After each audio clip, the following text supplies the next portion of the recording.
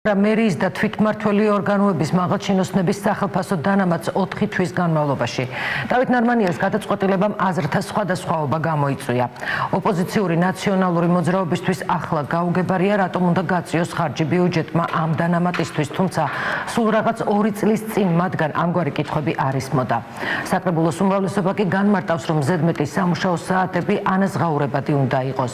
მათ შესახებ პრემიების სკანდალი სახელმწიფო დანამატების სკანდალმა ჩაანაცვლა.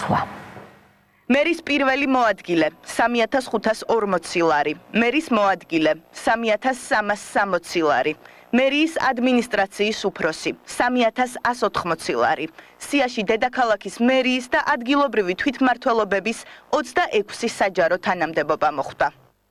დავით ნარმანიას ბრძანებით 1 სექტემბრიდან წლის ბოლომდე მერიის საჯარო მოხელეები ყოველთვიურად ხელფასთან ერთად სახელმწიფო დანამატსაც მიიღებენ. დედაქალაქის საკრებულოში საკითხს განსხვავებული შეფასებები მოჰყვა. ოპოზიციურ ფრაქციებს სახელმწიფო დანამატებზე გაწეული ხარჯი მიზანშეუწონლად მიაჩნიათ. იმ პირობებში, როდესაც თბილისის ახალმა მთავრობამ მერის პირით განაცხადა, რომ კამრების შემოჭერის დროა, იმიტომ რომ ბიუჯეტი გარღვეულია 12 მილიონით სეკვესტრს ეკნება ადგილი წელს და ამავე დროს 30 მილიონი პროცენტიანი სესხი უნდა აიღონ მათ კერძო ბანკიდან.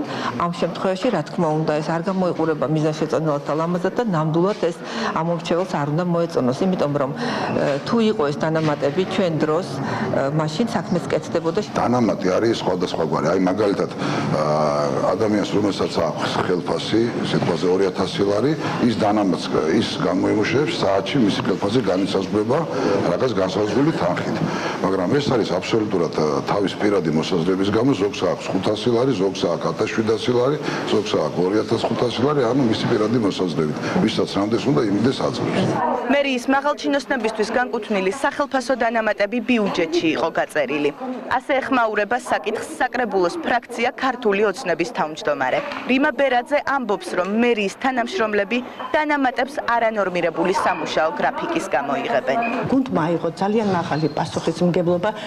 თქვენ იცით, რომ მოსახლეობა არის უმძიმეს მდგომარეობაში და საჯარო მოხელე, რომელიც მუშაობს 24 საათის განმავლობაში, მას აუცილებლად უნდა ჰქონდეს შესაბამისი ანაზღაურება. სახელმწიფო დანამატების საკითხს გამოეხმაურა საპარლამენტო უმრავლესობაც. ეკა ბესელია დარწმუნებულია, რომ მერის გადაწყვეტილება დასაბუთებული იქნება.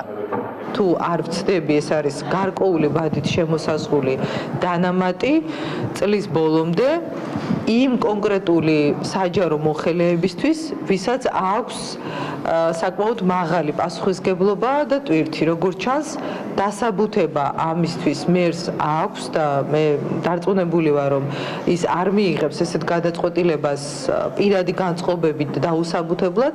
საჯარო მოხელეებისთვის განკუთვნილ ხელფასებს, სახელმწიფო დანამატებს და პრემიებს საქართველოს საჯარო სამსახურის შესახებ კანონის 37 მუხლი არეგულირებს. სახელმწიფო დაწესებულების ხელმძღვანელს უფლება აქვს მოხელეს ზეგანაკვეთური მუშაობისა და განსაკუთრებით საპასუხისმგებლო ფუნქციური დატვირთვის გათვალისწინებით.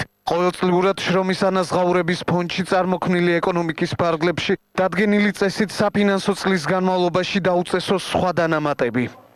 არასამთავრობო სექტორის აზრით კანონი ბუნდოვანია და აუცილებელია ხელფასი, სახელმწიფო დანამატი და პრემია ერთმანეთისგან გაიმიჯნოს. გიგი ჩიხლაძე ფიქრობს, რომ აუცილებელია დადგინდეს სახელმწიფო დანამატის გაცემის კრიტერიუმებიც. ქართული კანონმდებლობით არ ხდება მისი დეტალიზება, მისი კრიტერიუმების განსაზღვრა თუ რა შემთხვევაში უნდა იქნეს გაცემული, ისევე როგორც პრემიის. და ეს ქმნის კიდე ორ მაგ პრობლემას.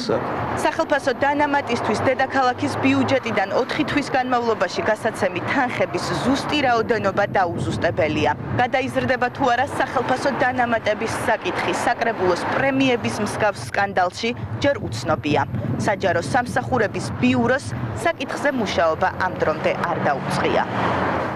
ამ თემაზე დღის ბოლოს წერილობითი განცხადება გაავრცელა თბილისის მერიამ. ნუცა აბაშიძე გაგვაცნობს ამ განცხადებას სწორედ ის მუშაობდა თემაზე. ნუცა რას პასუხობს მერია ოპონენტებს? ნანა, დღეს სახელმწიფო დანამატებთან დაკავშირებულ სახელმწიფო დანამატების საკითხთან დაკავშირებით ქალაქის მერიამ განცხადება სულ რამდენიმე წუთის წინ გაავრცელა. განცხადებაში ნათქვამია, რომ სახელმწიფო დანამატებს იღებენ ის მოხელეები, რომლებიც ერთის მხრივ განსაკუთრებულ პასუხისმგებლობას გრძნობენ, ხოლო მეორეს მხრივ მათ სამსახურებრივი ვალდებულებებიდან გამომდინარე პასუხისმგებლობა აკისრიათ ათეულობით მილიონ ლარზე. განცხადებაში ასევე საუბარია, რომ დედაქალაქის მერიამ უარი თქვა პრემიების მანკიერ სისტემაზე და სწორედ ამ ეტაპზე დედაქალაქის მერიაში მიმდინარეობს მუშაობა საკითხის ახლებურ მოდელზე. დედაქალაქის მერიაში არასამთავრობო ორგანიზაციებს მოუწოდებენ საკითხთან დაკავშირებით ოპტიმალური წინადადებები და რეკომენდაციები წარადგინონ. მადლობა ნუცა, მერის პასუხი ნუცა აბაშიძემ გაგვაცნო.